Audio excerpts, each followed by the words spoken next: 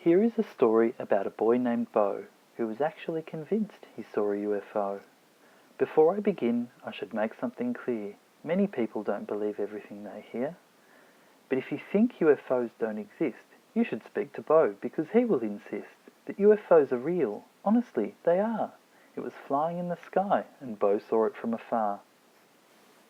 It was a hot summer night and Beau couldn't sleep. He tried reading his book and even counting sheep.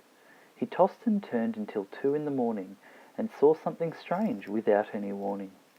Through the window he saw a flash of light in the sky, and Beau couldn't help but wonder why. This thing has occurred which he'd never seen before, so he put on his dressing gown and ran out the door.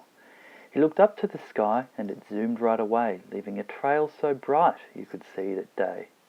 But the trail disappeared. The thing left no trace.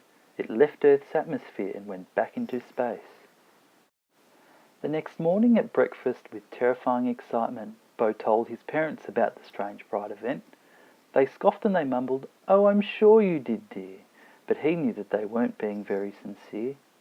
That night he felt he had something to prove. He set up his video camera, waiting for a move. He looked up, it was there, way in the distance. He thought to himself, this will confirm the existence of UFOs, aliens, and distant worlds.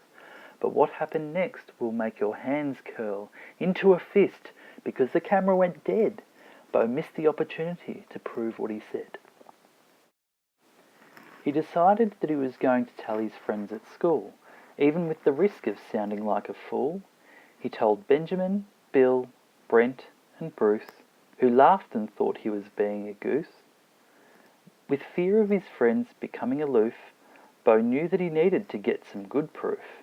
Maybe if he took a photo or wrote in his diary, his friends might join in on his exciting inquiry. He stayed up late the very next night for the same thing to happen and remind him he's right. He saw the UFO, but this time it stayed still. Then something dropped from it to the top of a nearby hill. He ran and he ran as fast as he could. The strange metal sphere fell onto a pile of wood. He looked back up at the sky, but the UFO was gone. And when he realized it was almost dawn, he took the sphere home and sat it on the shelf. Then a hologram shone out and sat next to himself. The hologram was an alien, of that he was certain. The alien nicely asked him to close the curtain.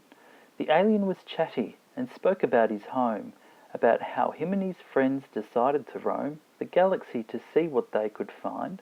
Beau was pleased that the alien was kind.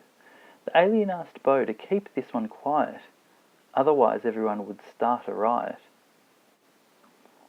Beau thought for a while about this request. It will put Beau's secrecy skills to the test.